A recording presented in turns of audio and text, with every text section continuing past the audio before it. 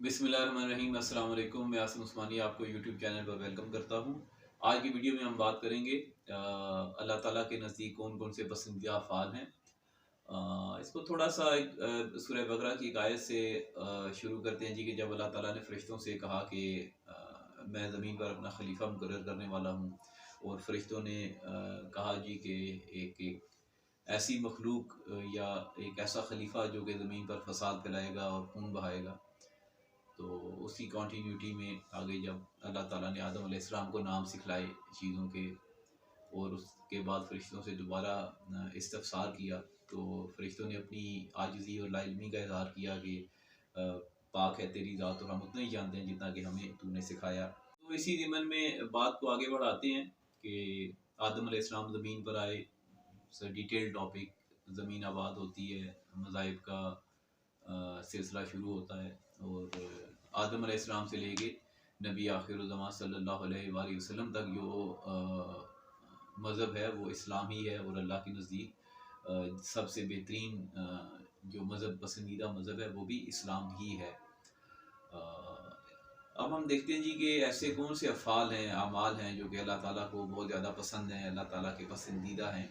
उनमें सबसे पहले ईमान बिल्लाह, अल्लाह ताला की वाहदानियत पर, उसके यकता होने पर ईमान लाना, बिला शिरकत गैरे, उसकी सिफ़ात में, उसके औसाफ में, उसके उमूर में, उसकी सदरत में, उसकी मिल्क में कोई भी किसी भी तरह से शरीक नहीं है। कुरान पाक में हमें इस तरह की जा बजा बेशुमार मिसालें मिल जाती हैं कि वो लोग जो अपने आप को खुदा के सिवा भी कुछ ताकत समझते हैं, तो वो दरअसल इस काबिल, इतने हकीकत में इतने काबिल भी नहीं है कि वो कोई मक्खी का पर बना सकें, या अगर उनके खाने में से कोई मक्खी कोई चीज़ ले उड़ी है तो वो उसे वापस लाने पर उस कुदरत नहीं रखते। ईमान बिल्लाह के बाद जो दूसरी चीज़ एक बहुत अहम है, अल्लाह ताला को बहुत पसंद है, वो सिला रहमी है। पसंदीदा फेर जो है वो जब मियाँ बीवी की लड़ाई होगी तो उनमें जब कोई शख्स सुलह कराता है तो वो सबसे बेहतरीन सुलह होती है। उसके बाद अमर बिल मारूफ और नही अनिल मुनकर की बारी आती है कि अच्छाई का हुक्म देना और बुराई से मना करना। अच्छाई और बुराई दोनों के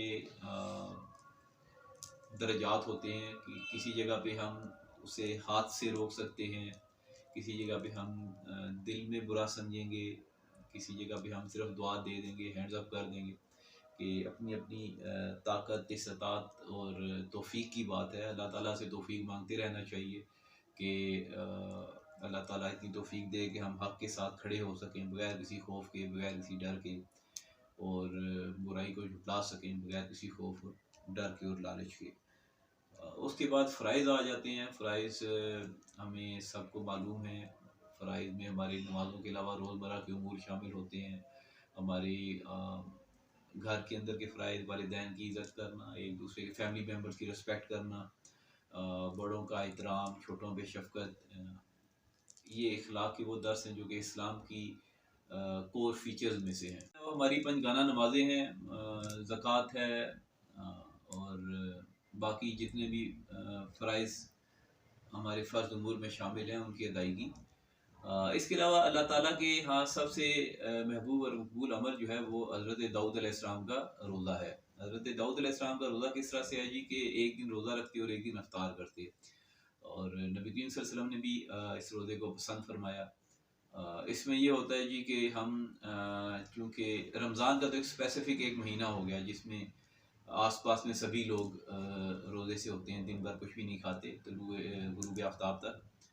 लेकिन आम दिनों में जब हम रोज़ा रखेंगे तो हमारे घर वाले, अज़ीज़ व अक़ारब, दोस्त, रिश्तेदार, बहुत सारे हकूक़ हम लोग अदा करने से महरूम हो सकते हैं।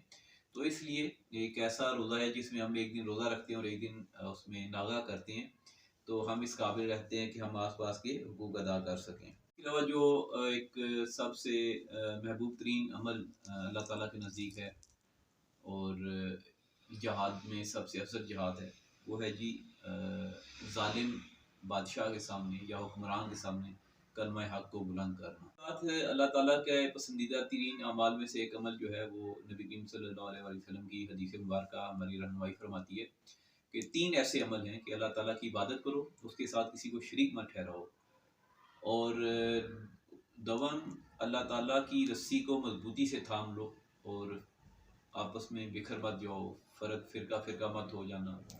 और तीसरा, जो मुसलमान उमरा हुक्मरान हैं उनकी खैर खाही के लिए दुआ करना। खैर खाही के लिए दुआ भी करते रहना चाहिए और बस ज़रूरत अपनी आवाज़ को भी बुलंद करते रहना चाहिए।